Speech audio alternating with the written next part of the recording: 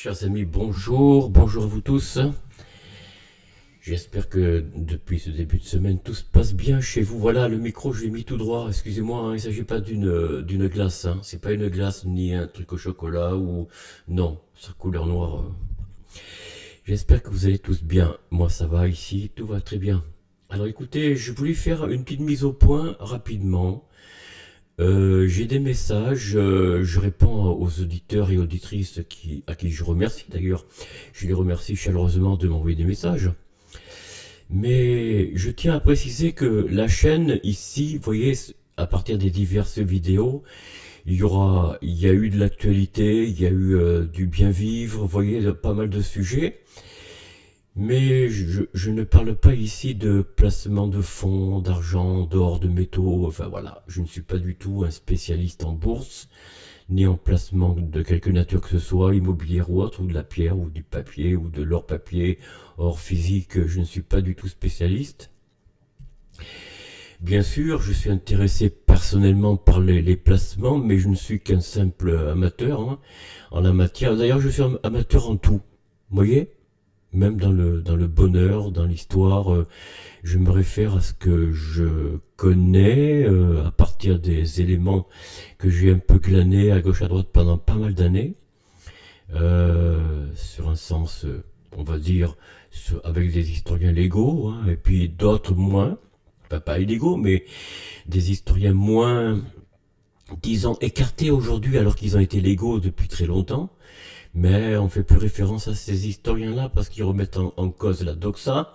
Et c'est pourquoi, avec Wikipédia, je vous fais des commentaires à chaque moment d'une page d'histoire. Parce que, bon, à travers ce que j'ai entendu, ce que j'ai pu moi-même constater en vérifiant, non pas sur place, parce que j'ai pas pu aller dans toutes les bibliothèques, ni les musées, mais enfin j'ai vérifié par moment, par moi-même d'ailleurs, des éléments qui aujourd'hui me rendre fort, sans être un spécialiste, encore une fois je le rappelle, hein, sans être un historien, mais simplement un intéressé, quelqu'un d'intéressé par l'histoire, de notre passé, mais même aussi de notre présent, hein. Je vous parle d'actualité, je vais vous en parler dans un instant, mais auparavant, nous allons, chers amis, poursuivre. Alors, je ne mets pas le générique tout de suite, je le mettrai qu'à la fin. Je tiens à vous préciser, hein. Voilà.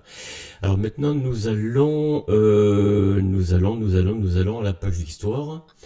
Alors, voilà. Attendez, c'est où ça? C'est là, voilà. Nous continuons à parler de Charlemagne, ou Charles Ier, si vous préférez, dit le Grand. Alors, je tiens à préciser, le grand, de quelle grandeur parle-t-on c'est là aussi dans la doxa que Charlemagne, Charles Ier, a été rendu officiellement l'inventeur de l'école. Il n'a rien inventé du tout au sujet de l'enseignement, je peux vous le dire tout de suite. L'école existait même au temps des Gaulois, des Celto-Gaulois, des Gallo-Gaulois, comment dire pour les Gallos c'est l'Irlande et tous les autres pays, hein. Quoi d'autre encore, les Gallo-Romains, même pendant les Gallo-Romains, l'instruction se faisait dans les écoles, bien sûr, à la mode des Romains peut-être, mais en tout cas l'école existait, je vous l'ai dit, dans toutes les périodes de l'histoire de la Gaule, avant que la Gaule devienne l'Hexagone, ou le pays des fromages, voilà. La France, tout simplement. Voilà, chers amis. Alors nous poursuivons un petit peu quelques écrits de l'histoire officielle donnée par Wikipédia, mais parfois il y a des pépites dans Wikipédia qu'il ne faut pas négliger. Je vous le cache pas. Alors, chers amis, je vous le rappelle en début de vidéo, comme toujours, abonnez-vous, partagez cette vidéo, commentez, faites des commentaires entre vous, avec moi-même si vous le souhaitez. Même je vous encourage à prendre un peu de temps à rentrer en contact avec moi. Vous avez les moyens, ils sont là, ils sont sous la vidéo, hein, comment partager, voilà, ou simplement vous faites un commentaire et je vous répondrai si vous le souhaitez en direct ou en privé, je ne sais pas comment faire, peut-être sur Instagram, je verrai, mais je mettrai peut-être en place un échange sur Instagram parce que pour l'instant, Instagram, le Parlement européen ne l'a pas encore écarté et interdit, mais ça ne saurait tarder, parce qu'avec la censure qui nous pend au nez, faut s'attendre à tout. Mais je crois que, encore une fois, je le répète, hein, c'est pas pour lui donner, pour le mettre sur un pédestal, mais l'arrivée de Donald Trump peut-être va changer certaines choses, certaines règles. Enfin, en tout cas, nous le souhaitons. Chers amis, alors maintenant nous sommes aux sources un peu de l'histoire de Charlemagne. Alors l'historien Georges Minois, que je ne connais pas, peut-être un bon historien, j'en sais rien. Né le 27, bon ça c'est pas ce qui, bon il est né en 1946, mais bon c'est pas tant ce qui me, voilà. Alors spécialiste du Moyen Âge a donné un relevé des sources qui sont expliquées ici. Voilà ici. Donc Minois 2011, chapitre, bon, voilà. Alors document officiel, on dispose de 164 diplômes du règne de Charlemagne, dont 47 originaux. 207 capitulaires. Qu'est-ce que c'est qu'un capitulaire?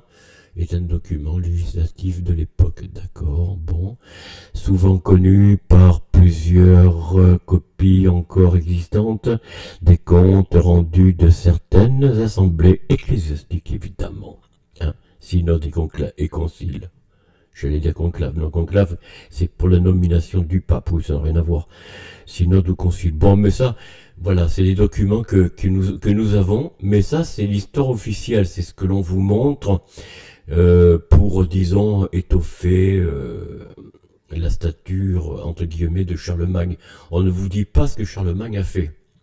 Mais nous allons peut-être y revenir quand on va entendre parler des échanges qu'il a eu avec certains chefs d'État, enfin certains chefs de tribus, de peuples, enfin voilà, on va y venir à ce moment-là. Alors correspondance, on dispose de 270 lettres, 270 lettres écrites par l'abbé Alcuin. Oui, alors là, voyez, c'est Alcuin, oui, c'était le plus proche de l'époque de Charlemagne en tant qu'ecclésiastique. Alors je ne dirai rien sur Alcuin. C'était, si vous voulez, l'historien presque officiel de cette époque. Voilà. Dont un bon nombre adressés à Charlemagne. Elles sont en général très verbeuses, évidemment, sans doute. Hein. Voilà.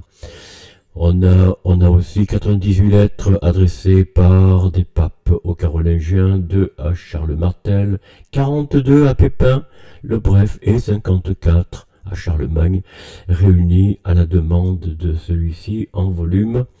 Le Codex Epistolaris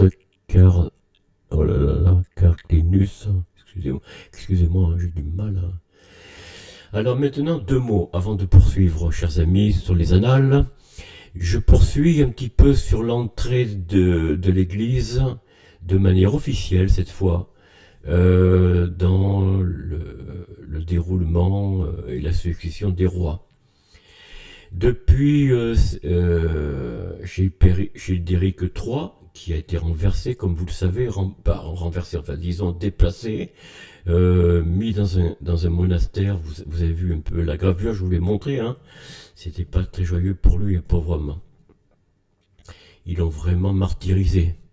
Enfin bon, ça, il faut lire un petit peu les annales des monastères vus par des historiens plus, on va dire, plus en recul par rapport au clergé, parce que le clergé, bien sûr, va jamais reconnaître les torts qui se passaient dans son sein.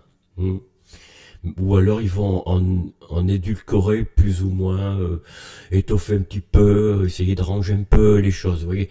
Non, il faut parler sans parti pris contre la religion, c'est pas ça. Mais il faut être juste. Il faut être juste. Il y a eu des abus, il y a eu des règlements à l'intérieur des monastères, des couvents, etc., qui étaient vraiment très difficiles. Ça s'appelle la règle.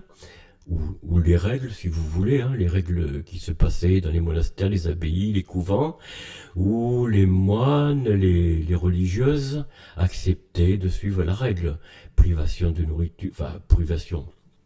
Bon, disons, c'est pas qu'ils se privaient, mais ils mangeaient ce que le peuple lui donnait.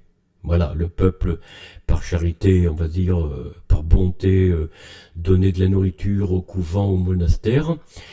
Et parfois même, eux-mêmes, les moines, les religieuses, cultivaient leurs propres champs, jardins, enfin voilà, plutôt jardin d'ailleurs que champs, que des champs.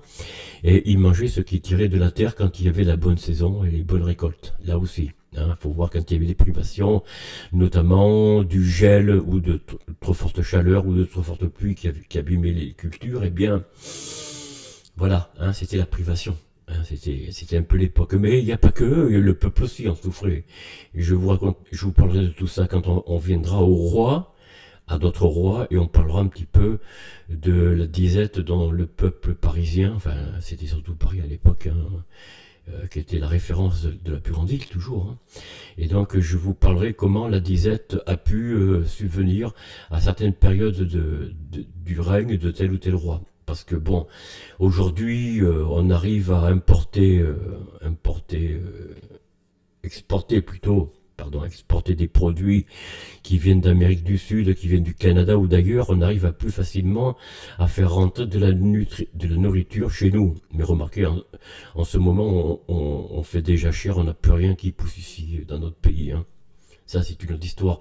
C'est un échange à l'envers. Mais à l'origine, les exportations de nourriture qu'on n'avait pas, les épices notamment, qui venaient des Indes ou d'ailleurs, ou d'Afrique du Nord d'ailleurs, d'Algérie, Maroc ou Tunisie, venaient par train, par bateau, etc., ou par avion quand l'aviation a été mise en place. Donc on arrivait à faire des échanges, mais à l'époque des Carolingiens, et puis notamment dans la période médiévale, et même jusqu'au XVIIIe siècle, encore que là, il y avait les bateaux. Bon, déjà, on pouvait nourrir un peu plus facilement le peuple, mais ça n'empêche pas. Moi, j'ai par exemple mon arrière-grand-père, en 1854, vous voyez, c'était le 19e siècle pourtant. Il y avait les bateaux, il y avait les... Voilà. Eh bien, le pays de l'Hexagone avait connu une sécheresse des cultures de blé, on va dire de blé, d'avoine, enfin bon, de différentes épis, on va dire différentes pousses. Eh bien, il a dû partir en Afrique du Nord pour justement, et c'est drôle, en Afrique du Nord, il faisait chaud, il fait très chaud pourtant, mais là-bas, il y avait beaucoup de plantations, c'était la période où l'Hexagone était présent, et donc il y avait beaucoup de cultures où il pouvait travailler la terre. Parce que mon grand-père était un cultivateur. Voilà.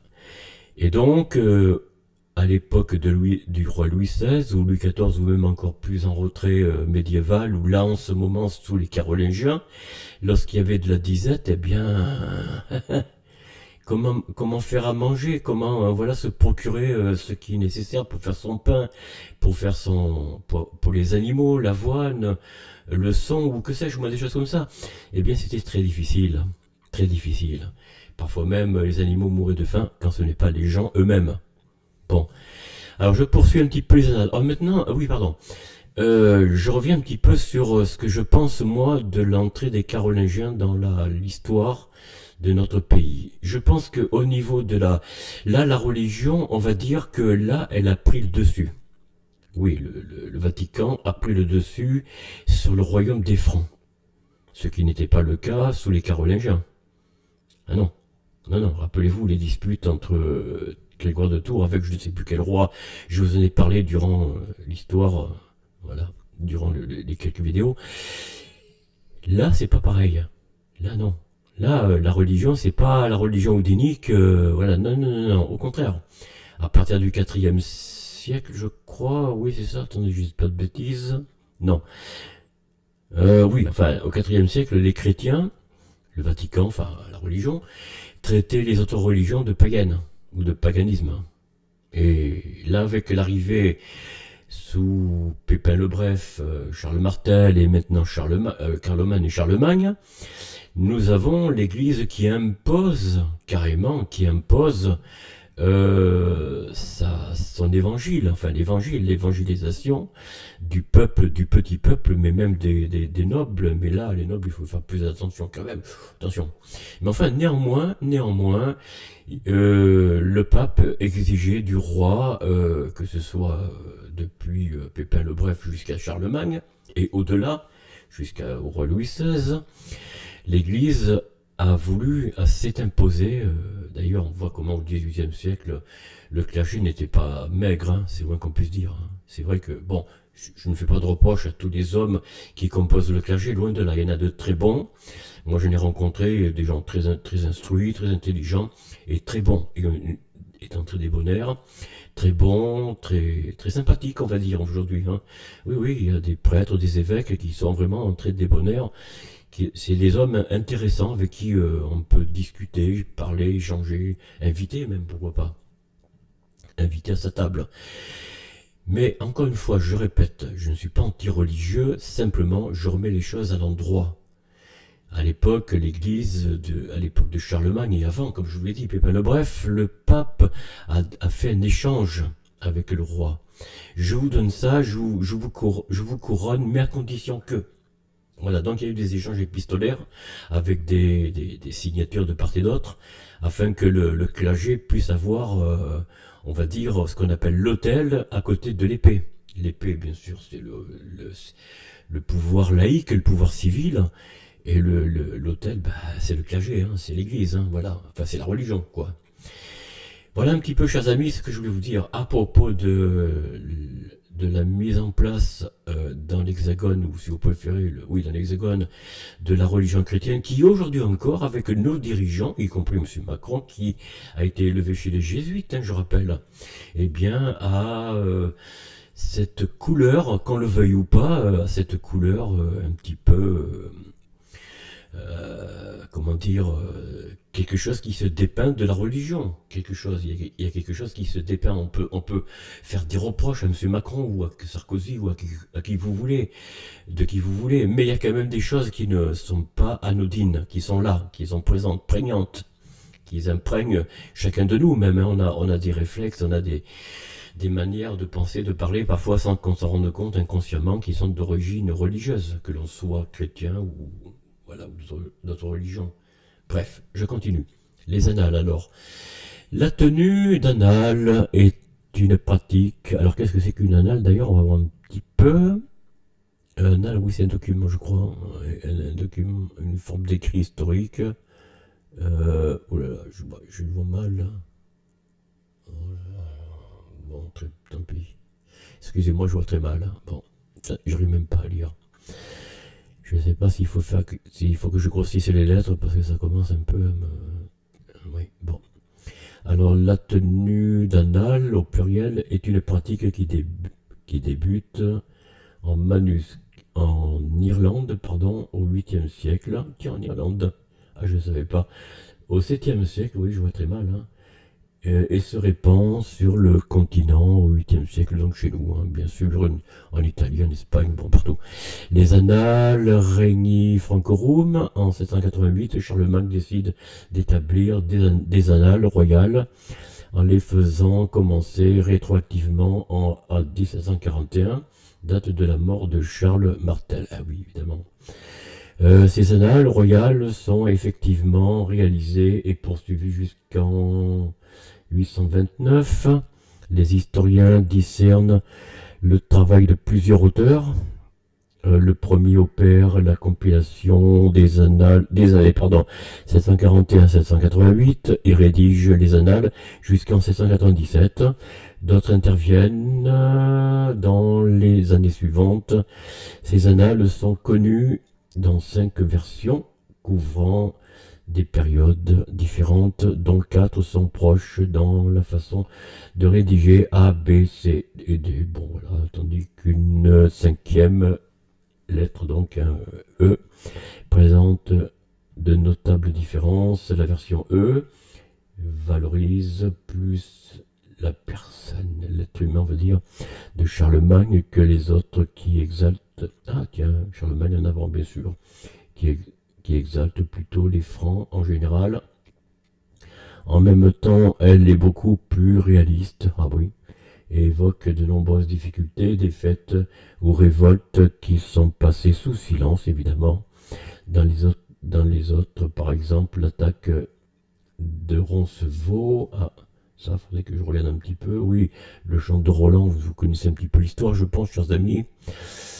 Est un épisode des guerres entre royaumes des Francs dirigés depuis 768 par le carolingien Charlemagne et les musulmans de l'émirat de Cordoue qui contrôlent une grande partie de l'Espagne. Nous allons en parler un petit peu, chers amis, de ces batailles.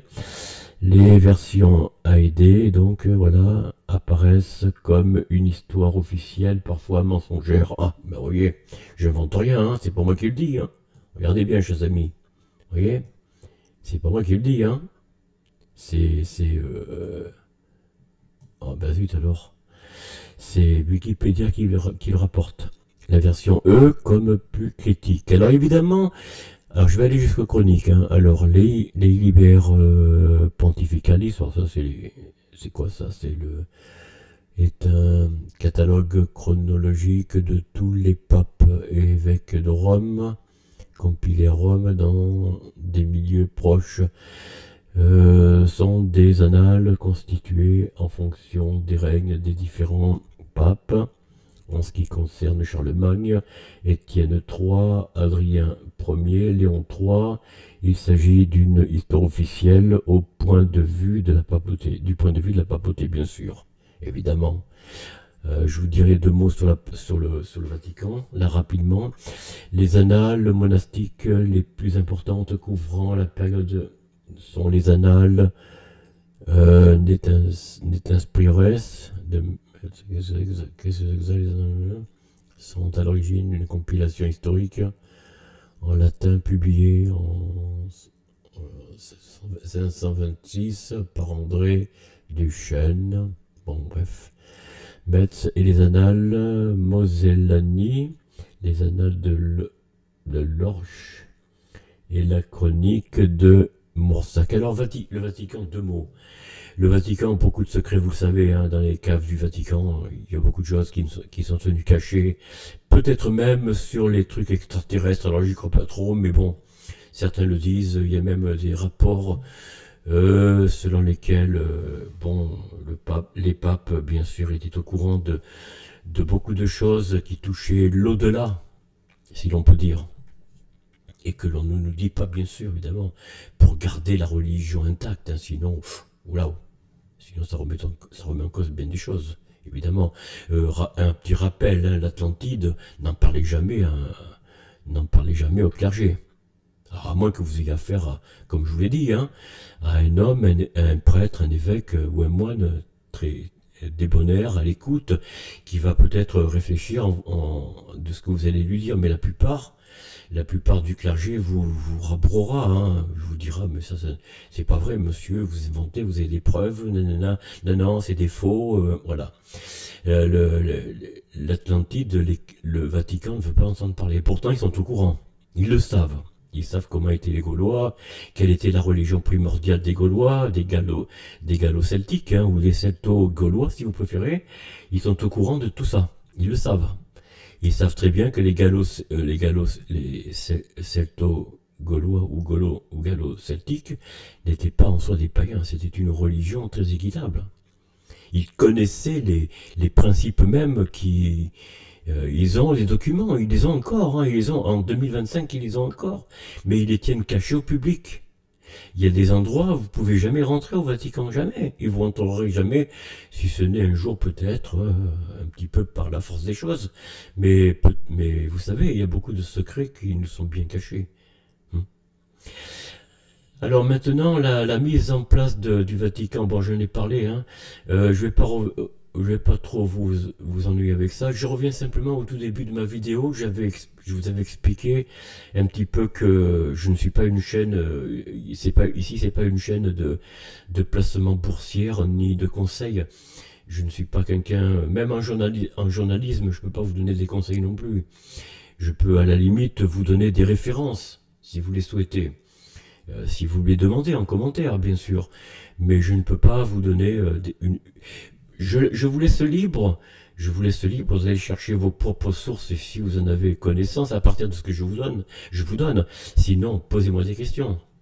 Mais je ne suis pas un spécialiste, je réponds, hein, voilà.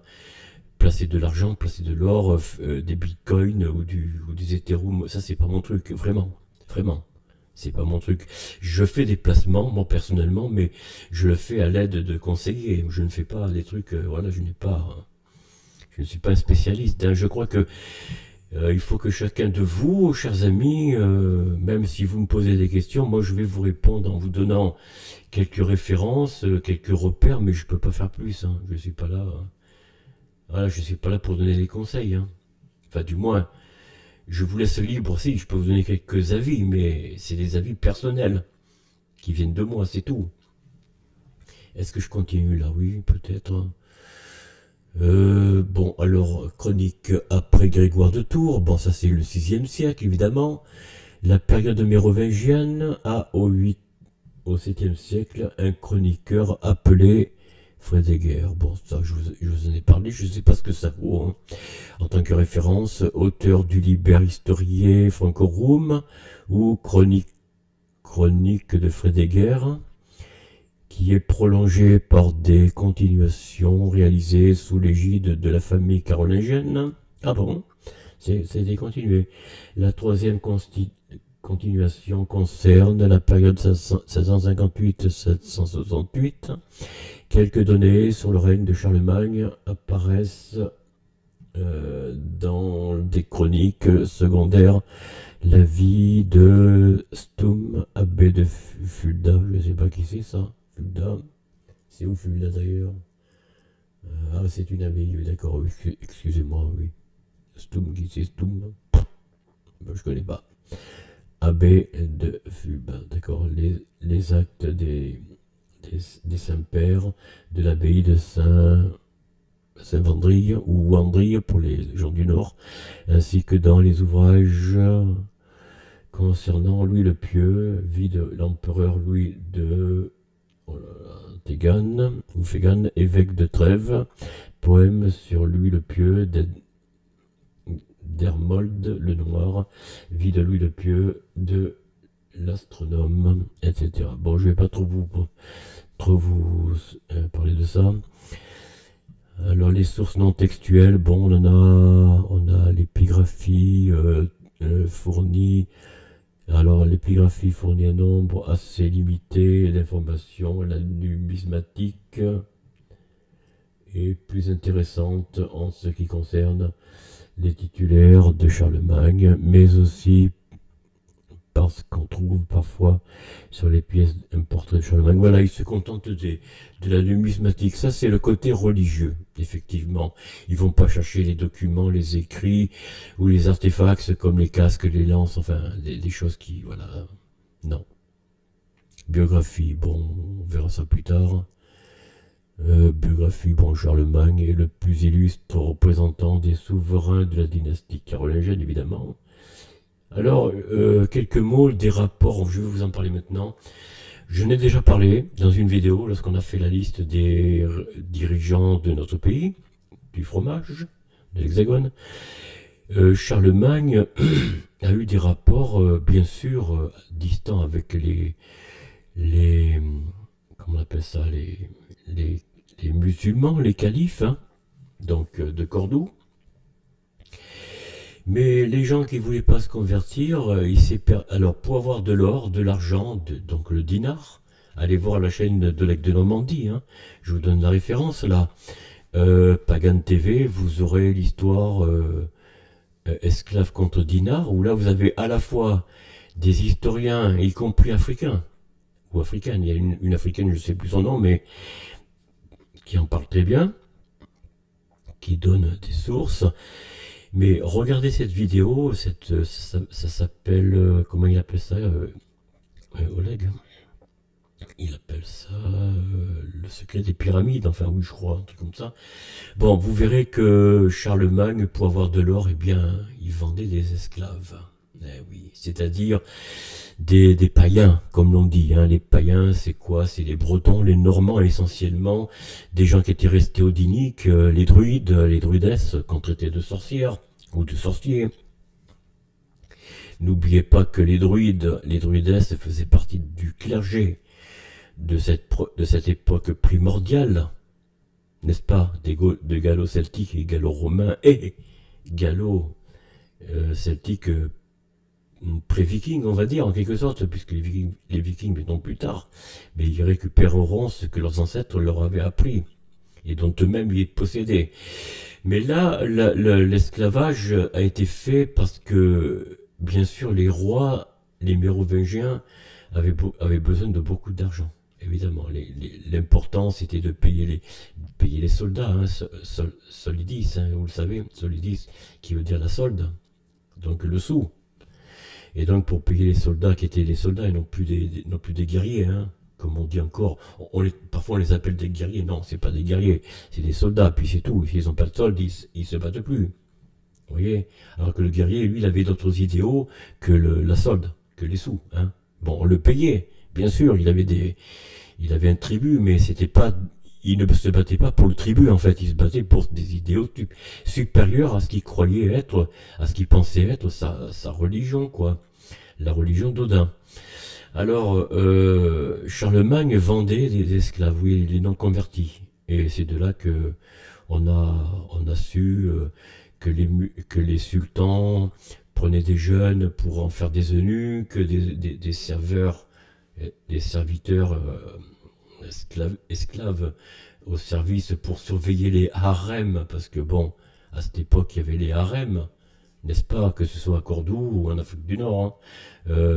N'oubliez pas que les califes, les sultans, voilà, il leur fallait quelque chose de frais, si j'ose dire, des esclaves pour les faire travailler ou les servir, quoi. Je ne dirais pas de quelle façon, ça à vous de chercher, voilà. Mais et en échange, le sultan donnait de l'or. L'or venait en fait, la monnaie en or venait de Byzance.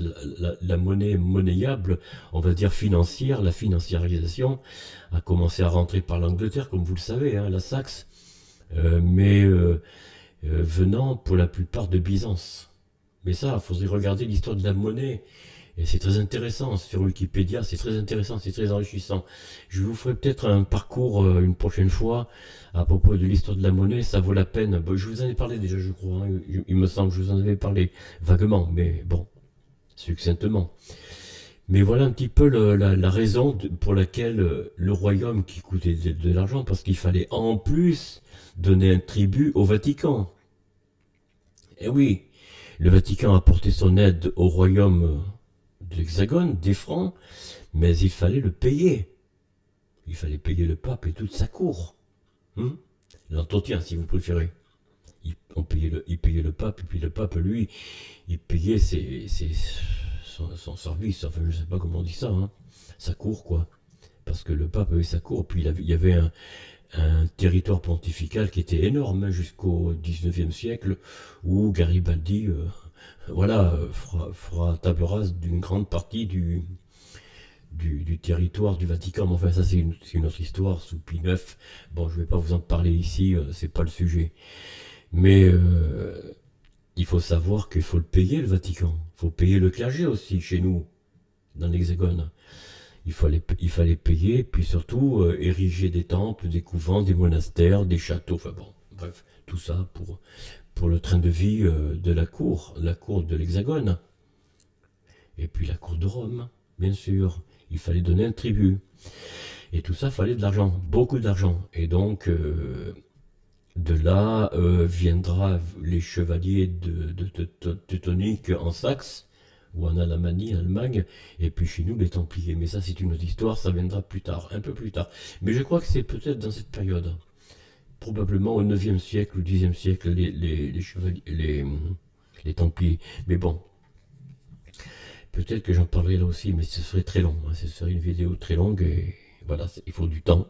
Il faut du temps, de la patience, et puis bon. Alors voilà un petit peu pour l'actualité de l'histoire. Alors date de naissance, bon, biographie, je n'ai vaguement parlé. Alors, biographie, là, je n'ai pas parlé. Charlemagne est le plus illustre, bon, je l'ai dit, hein, voilà. Qui doit d'ailleurs son nom. Attendez, Charlemagne est le plus illustre représentant des souverains de la dynastie carolingienne, qui lui doit d'ailleurs son nom, petit-fils de Charles Martel. Il est le fils de Pépin le Bref et de Bertrade de Lens, on l'avait dit, dite au Grand Pied. Bon, ça, La date et le lieu de naissance de Charlemagne sont l'objet de controverses en raison de l'absence de renseignements concordants dans les documents d'époque. Et oui, parce qu'en fait, si vous voulez, je vous l'ai dit, hein, Carlus Magnus n'était pas franc, non pas de franchise, mais il n'était pas du peuple ou de la tribu franque. Il était romain. Et c'est pourquoi il ne vous en parle pas. Il ne donne pas. Voilà. Il ne donne pas son lieu de naissance. C'est un homme qui a été élevé par les Romains. Vous voyez ? Les Romains qui étaient peut-être plus, bien sûr, la Rome de César et tout ça. Mais quand même, il y a cette histoire de Rome très particulière, comme de l'Italie d'ailleurs, mais de Rome en particulier, puisque là, on est encore à l'époque des Romains. L'Italie n'était pas formée, n'était pas assemblée, on va dire, comme il est devenu notre pays. Mais Charlemagne n'était pas français. Il n'était pas français, il n'était pas franque. Voilà, il n'était pas d'origine franque, germanique. Il était d'origine romaine. C'était un romain. L'écu que je vous ai montré, ou la médaille, vous le montre. Hein, son visage. Et puis aussi la couronne de laurier. C'est pas un signe d'un royaume franc, ça. Les Germains ou les Alamans, les Alamans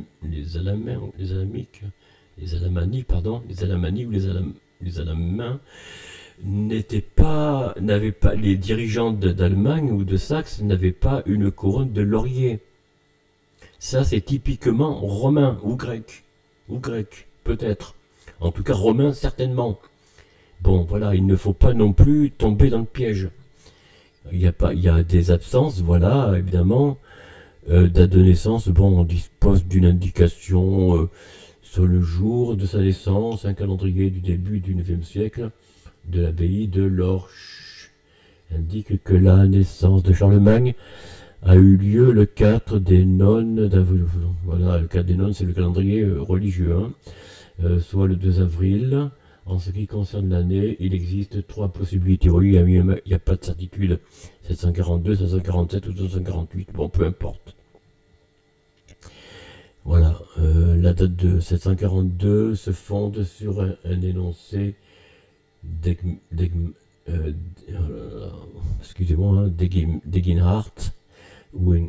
né, il était quoi à l'abbaye, d'accord, était une personnalité intellectuelle, artistique et politique de l'époque carolingienne, auteur de la première biographie de Charlemagne. Oui, je vous en ai parlé, oui. Je ne sais pas si c'était un moine ou un religieux, enfin bon, on ne sait pas, ils ne le disent pas. J'en étais là. Paraphraser la vie des 12, c'est. Alors attendez. Il paraphrasait donc lui, l'auteur là, Kennard là, paraphraser la vie des 12 César. Voyez, regardez. Voilà, la vie des 12 Césars est une œuvre de Suétone, auteur latin du Haut-Empire. Voilà, c'est ce que je vous dis, vous voyez, c'est là que vous trouvez probablement le nom de Carlus Magnus. Probablement, je ne suis pas sûr. À vérifier. Alors attendez. Voilà, la vie des 12 Césars de. Alors ça c'est lui qui le dit, là, Engenhardt, paraphraser la vie des 12 Césars de Suétone. Donc Suétone, c'est un historien, un philosophe romain, bien sûr. Alors Suétone, il est né en quelle année, lui? Suétone est un haut fonctionnaire romain, membre de l'ordre équestre, auteur de nombreux ouvrages, dont La vie des 12 Césars, qui rassemble les biographies de Jules César à Domitien. Il a vécu à la fin du 1er et au début du 2e siècle. Voilà. Oh, oui, bon, bien sûr, ça n'a rien à voir avec la période de Charlemagne. Charlemagne est né bien plus tard, bien sûr, évidemment.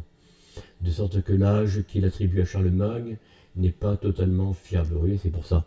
À noter que Kennhardt se refuse explicitement à traiter le sujet de la naissance et que la date de 1642 est obtenue de façon indirecte, on trouve cependant aussi l'indication de l'âge de 71 ans dans les annales Regni Francorum.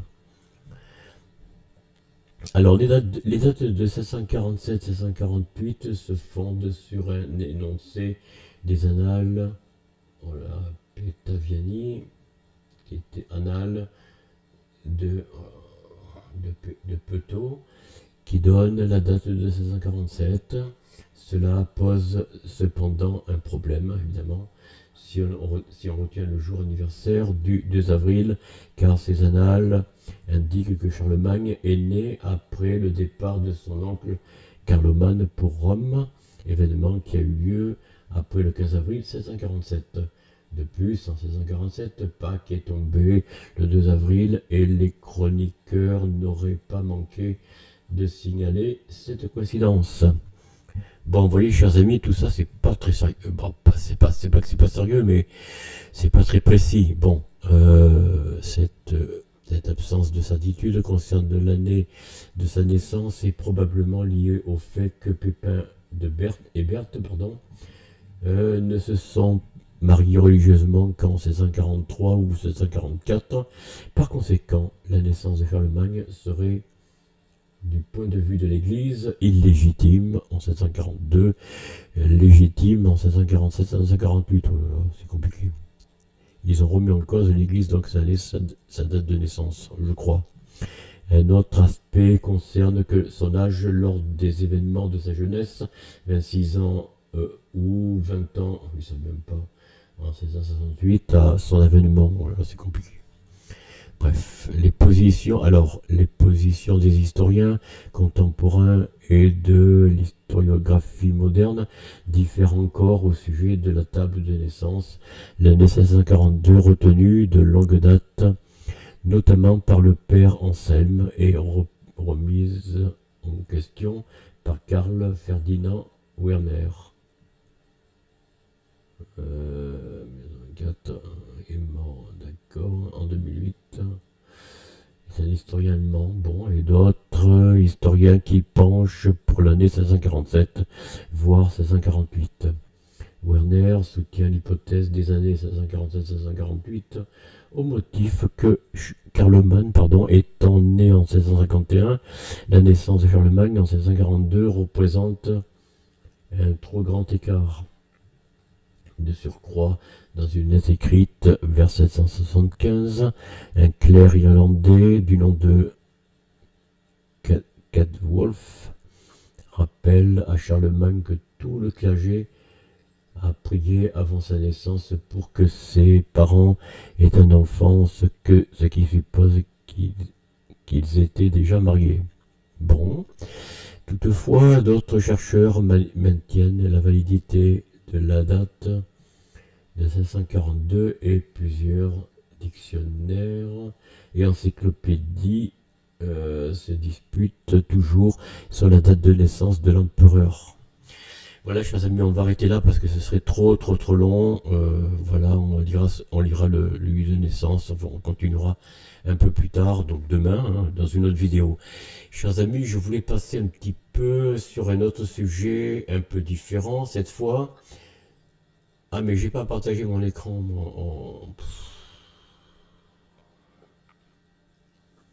Décidément, je fais beaucoup de bêtises, beaucoup d'erreurs. Ah non, c'est pas ça. Bon, j'aurais dû le partager. Enfin, oh là là.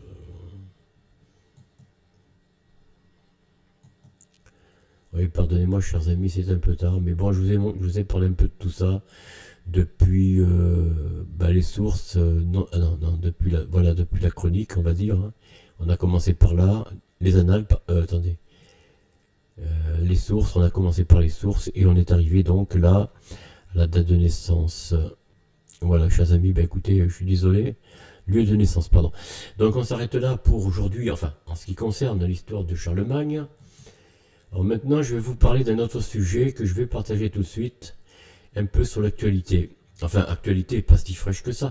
Il y a quelques jours quand même, a été recensé par le CRIF. Vous savez, le CRIF, c'est comment ça s'appelle? Un petit peu le... Oh, comment on appelle ça déjà? Aidez-moi, chers amis. Je suis tout seul à réfléchir. Une association, pardon, voilà, qui défend les juifs de notre pays, de l'Hexagone, essentiellement. Et là, ils ont recensé un chiffre relevant des actes antisémites pour l'année 2024, je crois, si je ne m'abuse. Alors voilà un petit peu, chers amis, ce que dit le CRIF. Enfin, attendez, je dis pas de bêtises. Alors, ici, il s'agit de l'autosémitisme. Pourquoi? Parce qu'en fait, voilà, ces graphiques, enfin, ces inscriptions sur les murs à mort les juifs, enfin, je sais pas quoi exactement. Voilà, ça a été fait en fait par un juif. Et oui, il a été démontré que il y a une part de ce qu'on appelle les antisémites, hein, ceux qui sont des antisémites tout simplement, qui insultent les juifs ou les hébreux. Moi je les appelle, j'aime pas trop le mot juif, mais enfin bon, les hébreux, les juifs, ils les insultent. Bon, oui, bon, généralement, on sait plus ou moins qui c'est pas forcément l'extrême droite comme on dit, hein, c'est même parfois une communauté bien présente chez nous, hein. Voilà, des Nord-Africains par exemple, et parmi eux il y a des sémites. Je vous rappelle que parmi les Arabes, il y a beaucoup de sémites. Ah oui, alors d'où l'antisémitisme, ça me paraît un petit peu curieux venant des Arabes, en général. En général. Je ne dis pas que quelques-uns ne se montrent pas arrogants peut-être envers la communauté juive. Oui, c'est possible, bien sûr. Mais là, on parle d'autosémitisme qui, en général, et c'est pas la première fois, figurez-vous, il y a eu d'autres actes de vandalisme, causés notamment des fausses agressions de rabbins ou de juifs, tout simplement religieux ou pas d'ailleurs. Ils ont accusé d'avoir été agressés par des antisémites. Et il s'avérait que c'était eux-mêmes qui avaient mis leur propre mise en scène d'une agression. Ou dans le métro, ou je ne sais plus où, à la sortie de chez eux. Et ici, voilà, le média 4-4-2, qui est un média libre, par son auteur qui s'appelle Marcel, je crois, si je ne m'abuse. Il faut soutenir ce média parce qu'il donne des informations que vous ne trouvez nulle part ailleurs. Vous ne trouvez pas ça sur BFM, vous ne trouvez pas ça sur les chaînes de télévision ou de radio officielles. Je dirais pas le mot mainstream, enfin bon, je l'ai dit. Bon, et vous trouvez pas ça dessus. Et justement, vous trouvez ça sur ce média ou d'autres médias d'ailleurs de ce type, hein, qui parlent librement, mais qui parlent librement avec des sources. Là, ici, il y a des sources. Voyez-vous? Alors, dans un climat où les actes antisémites sont régulièrement mis en avant, comme un fléau croissant, une affaire récente soulève des questions sur la véracité de certaines dénonciations. Je ne dis pas toutes. Certaines sont vraies, certaines sont véridiques, vérifiables, vérifiées. Certaines dénonciations et sur la manière dont ces chiffres sont manipulés. Le cas de Nancy, Nancy c'est quoi? De Nancy, c'est la ville, hein. Excusez-moi, hein, j'ai beaucoup de mal. Une femme accusée d'avoir simulé des menaces antisémites contre elle-même, d'ailleurs, illustre ces dérives. Voilà. Une mise en scène démasquée. Nancy S, donc c'est son nom. Son nom c'est S, hein, ils l'ont caché bien sûr. Nancy S, employée de la brigade régionale de sécurité des lycées en Île-de-France, donc s'était présentée comme victime de tags et de menaces antisémites anonymes dans son immeuble. Bon, dans le 11e arrondissement de Paris. Je vous laisse un petit peu, chers amis, voir par vous-même un petit peu ce qu'il en est. Alors maintenant, nous allons parler, alors, on a parlé dans la vidéo de la veille, je vous ai parlé un petit peu de cet avocat. Je ne vais pas revenir dessus, mais vous le trouvez sur le média 442, que je vous invite, voilà. Des zones d'ombre et un manque de transparence. Bon, vous lisez l'article, alors je ne sais pas si tout y figure, mais enfin, je crois que oui, hein. Bon, on arrive à la fin de l'article. Là, il y a des réactions. Bon, franchement, le moment donné, il ne faudra pas s'étonner si les goïms disent stop. Ce qui se traduit selon Gilad Alston. Alors, c'est un homme juif. Lui, je connais cet homme. C'est un homme intéressant. Oui, intéressant. Voilà. Il a, voilà, Gilad Alston, qui est d'origine juive, mais qui dénonce justement la propagande pro-antisémite, enfin, pro-antisémite ou pro je ne sais quoi. En fait, il dénonce les abus un petit peu de certaines victimes qui ne sont pas tant victimes que ça. Par contre, certaines le sont. Oui, ça, on ne peut pas dire que ça n'existe pas. Bien sûr. On ne remet pas en cause toutes les dénonciations de certains juifs qui sont agressés ou qui ont été insultés ou sur qui on a craché. Bon, voilà. Bon, bref. Je ne dis pas le contraire. Mais dans le nombre, certains sont pas tout à fait vérifiés et donc sont pris comme étant des actes antisémites. Ça s'appelle l'autosémitisme, de gens qui, tout d'abord, puis après qui se repentent ou qui se reprennent. Ah ben non, j'ai tout inventé. C'est ce qu'elle dit cette dame, d'ailleurs Nancy S. Hein. Elle dit qu'elle a tout inventé. Alors je ne sais pas si je vais vous donner, voilà. Allez sur ce média. Alors je vais un petit peu chercher d'autres actualités. J'en profite pour voir ce qu'il donne. Nazisme partout, oui, alors là, c'est pareil, vous savez, on nous a démontré, nous avons besoin de vous, ben évidemment, si vous pouvez leur donner quelques petites pièces à ces gens-là, 442, ne serait-ce qu'un euro, ça leur ferait plaisir et ça les soutiendrait, ça leur montrerait que vous soutenez leur cause. Bon, si vous êtes un petit peu dans la réinformation, ben, chers amis, ne vous en privez pas. Voilà. Euh, alors, il y avait une information que j'ai lue, que j'ai vue hier, je crois, sous Kentra Show. J'aurais bien aimé la trouver là, mais sinon, allez sous Kentra Show. À propos des otages libérés par les à Gaza, justement, comment dire, le mouvement. Ils ont relâché des prisonniers juifs en échange, bien sûr, du côté israélien de la libération de certains du Hamas. Voilà. Alors justement, le Hamas, dont ici, chez nous, dans l'Hexagone, on dit qu'ils sont atroces, qu'ils torturent les gens, qu'ils les privent de manger, de vêtements, eh bien, je vais vous donner... attendez, je cherche un peu la vidéo, si je la trouve là, je ne suis pas sûr. Sinon, il faut aller sur Kentra Show. Attendez, je vais voir un peu ce que je trouve là. Donald Trump met la pression pour acquérir le Groenland. Oui, bon, ça c'est une autre histoire. Nopassaran, l'ennemi invisible Laurent Filroide, d'accord. Nouveau scandale au sein de la brigade Anne de Kiev. Ah oui, Anne de Kiev, c'est une armée de déserteurs à Kiev, donc ah zut. Excusez-moi, chers amis, j'ai des trous. Donc en Ukraine, voilà, ils fuient, ils arrivent à fuir, à passer la frontière, à venir chez nous, du moins avec l'accord des services secrets français, donc de la présidence, évidemment. Et donc ils sont entraînés sur notre sol. Voilà. C'est des gens, des soldats déserteurs, comme je vous le dis, ils viennent s'entraîner chez nous, ici. Et oui, il faut le savoir, ça. Voilà, c'est là, vous voyez, je ne vante rien, enfin, je pourrais vous mettre la page, mais bon. Alors, c'est officiel, Microsoft, Amazon et Google fournissent des outils d'IA à l'armée israélienne. Oui, bon, ben ça, écoutez, hein, de toute façon, on sait bien qu'ils sont à la tête des grosses entreprises en général, hein, si vous permettez. Hein. Quiproquo, Nasillon, Le Salut qui tourne mal. Bon, je ne sais pas si... Alors, qu'est-ce que nous avons comme actualité à l'Estorale? Bon, pour son livre Plus quand que moi tu meurs, plus quand tu meurs plutôt.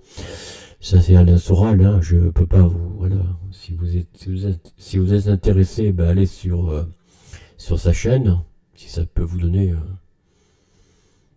voilà.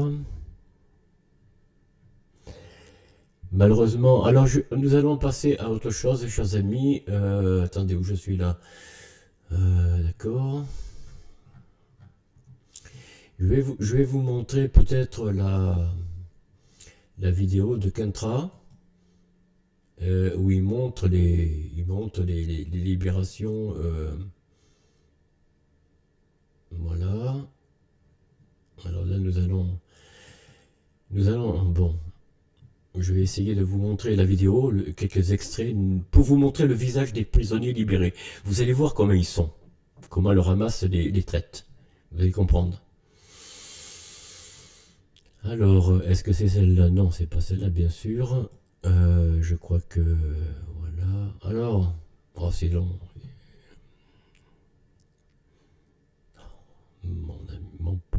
Mes pauvres amis. Je suis impatient parce que je trouve que c'est de plus... Windows, c'est de pire en pire. Bon, je parle pas de Windows 11, c'est une catastrophe. Contrairement à ce qu'on vous fait croire. Alors regardez, voilà, non c'est pas ça. Regardez l'armée libanaise, non ça c'est une autre histoire, c'est une autre chose. Où c'est qu'elle est cette vidéo? Ah, je l'ai peut-être passée, non? Voilà, c'est là. Je disais aussi, j'étais à côté, voilà.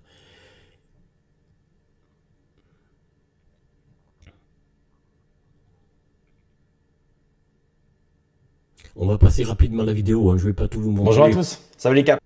Aujourd'hui, nouvelle vidéo. Alors, oh là là là, mon pauvre comme cette vidéo-là,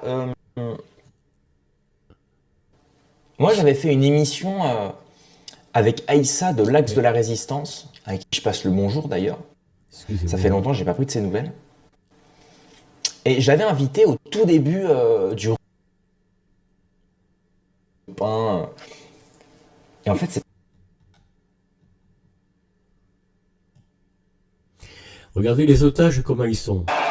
Regardez bien, regardez. Ils apparaissent souriants, bien traités, tandis que les Palestiniens libérés des prisons israéliennes rentrent dans un état physique et psychologique alarmant. Vous les trouvez minces, vous, ces prisonniers? Ça, c'est le tweet en question. Donc là, on a effectivement... Regardez le Hamas ici, là. Les gardes du Hamas, voilà. Et enfin, les voilà, prisonniers, des gens qui sourient, quoi. des gens qui saluent, des gens qui... Souriants. D'ailleurs, vous avez vu derrière? Palestine, la victoire... Qu'est-ce qui se passe? Oh, c'est pas vrai. de l'oppressé contre le sionisme nazi. C'est dingue ça, hein. Genre, je sais pas c'est tourné où. Je vous avoue que j'ai été un peu pris de court. J'ai lancé la caméra tout de suite quand j'ai vu ces infos-là. J'ai pris tout ce qu'il y avait et j'ai directement lancé la caméra. Donc, j'ai pas eu le temps de faire un gros travail de recherche. Mais justement, on va essayer de le faire en direct. Hein, c'est les conditions du direct. Écoutez. C'est ça qu'on a vu sur la vidéo, vous voyez. Regardez, souriante. Et puis choufflu, hein. وإن شاء الله يكون شكراً. يوم سعيد وأحسن يوم وكلنا نكون بخير. يوم 25/1/25. السلام عليكم مرحبا. Franchement, j'ai envie de dire c'est surprenant. Pourquoi parce que là, certains vont dire mais pourquoi surprenant, etc. Tu pensais que c'était les ordures, Kentra? Non, pas du tout. C'est juste que moi, si je rentre dans la peau du mec naïf qui regarde CNews toute la journée, qui regarde CNews, BFM, qui depuis des années suit la propagande médiatique de masse, vous savez, qui vous dit que les méchants, ce sont les Palestiniens.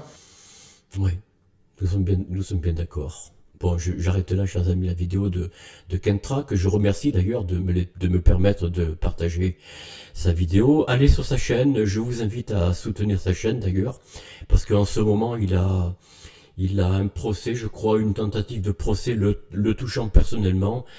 Ben, je vous invite à le soutenir. C'est un jeune garçon, un jeune homme d'une vingtaine d'années, je crois, 19-20 ans, à peine. Et vous voyez, c'est un homme qui fait un travail totalement indépendant, comme 4-2, hein, de Marcel, de Monsieur Marcel, je le salue, et je le remercie de faire du bon boulot, hein. Et ainsi que Kentra d'ailleurs, c'est des gens qu'il faut soutenir, d'une manière qui vous conviendra de faire. Moi, je vous laisse libre d'aller simplement vous abonner, si vous pouvez plus, hein, lui donner un petit euro, enfin, je ne sais pas. Moi, je vous invite pas à donner de l'argent si vous ne le souhaitez pas. À vous de voir, de faire un geste librement, comme vous l'entendez. Ça leur fera bien plaisir et je pense qu'ils le méritent. Parce que leur travail, que ce soit Kentra ou 442, le média qui, je sais pas s'il est en ligne, en tout cas je l'ai mis comme ça, Je le découvre, hein. Moi je connais pas trop 442, je connais un peu plus qu'Intra parce que bon, depuis déjà un certain temps, je le suis un petit peu comme ça, hein. Bon, moi j'ai pas beaucoup de fonds pour me permettre de dire, bon, je réclame pas d'argent pour ma part, moi pour ma chaîne, mais pour eux, oui, par contre, si vous le souhaitez, faites un petit geste de la manière qui vous conviendra, vous êtes libre. Voilà, chers amis, c'est tout ce que j'avais à vous dire pour aujourd'hui. Alors, on va arrêter là. Alors, je vais aller sur je vais y arriver ou quoi? Oh là là là là. Ça me saoule, cette chaîne. Non, ce window là, c'est vraiment pénible. Alors, je vais préparer la chaîne. Comment dire la chaîne? Moi, Voilà. Je vais préparer ça. C'est pas vrai. Et pourtant, c'est un ordinateur professionnel. Heureusement, hein. Si vous avez un familial, c'est pareil, hein. Je vois pas trop le rapport. Alors, on va mettre ça à la fin, bien sûr. Comme il se doit. Ça y est, on va y arriver. Oh, c'est pas vrai. C'est pas possible. Excusez-moi, mais j'en peux plus. Maintenant, qu'est-ce que je fais là? Faut que je le mette là. Voilà. C'est quoi ça? Ça, c'est la chronique historique. Bon, nous y reviendrons demain, chers amis. Je ne peux pas... voilà. Ah, je voulais vous montrer encore quelque chose, peut-être, si vous le souhaitez. Je sais pas pourquoi il chiffre tout le temps ici. Je comprends pas. Enfin bon. Ça m'agace au plus haut point, je sais pas. Bon, qu'est-ce que je peux vous donner d'autre comme actualité? Non, ben écoutez, on va arrêter là aujourd'hui. Je crois que j'ai fait un peu le point. Je vais revenir à la page d'accueil. Oh là là là là. Alors, oh là là là, c'est pas possible. On va pas y arriver, hein. Ici, c'est ça, là, c'est là. Ah, on a deux fois le même truc. Oh, mon ami, c'est pas vrai.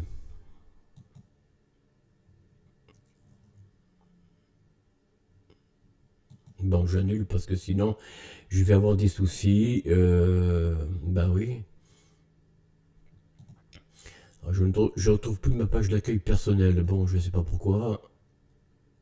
Oh là là là là, c'est pas possible.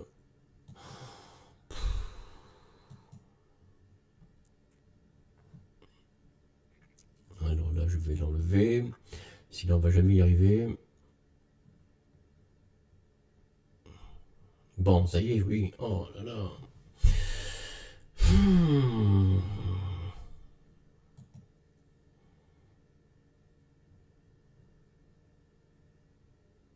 C'est pas vrai.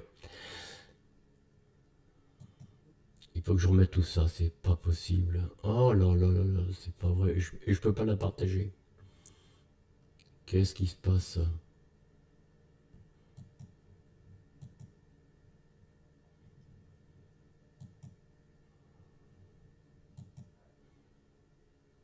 Oh là là là là là, c'est pas vrai.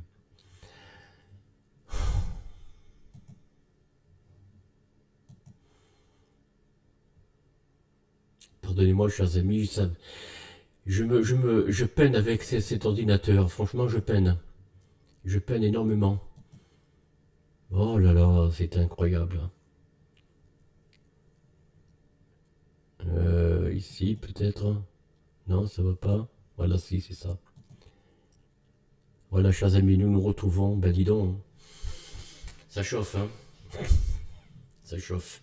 Non, Windows n'est pas très fort, n'est pas très bon.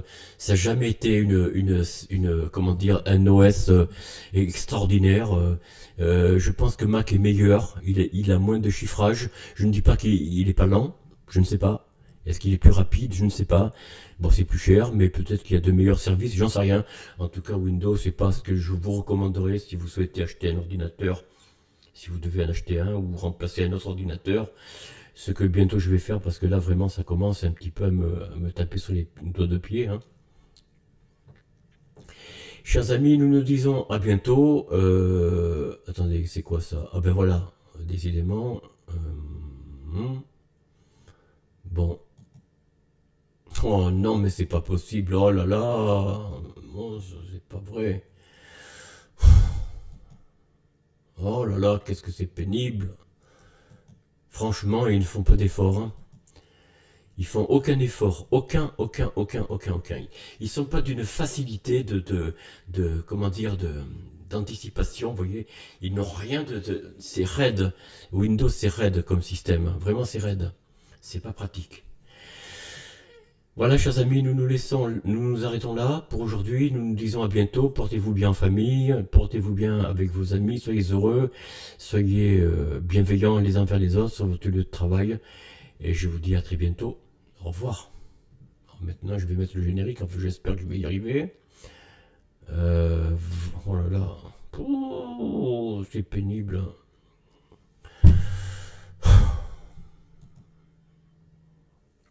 C'est pas pratique. Franchement, c'est pas pratique. Regardez-moi ça. Regardez-moi ça. Regardez-moi ça. Pardonnez-moi, chers amis, je râle tout seul. Oh là là.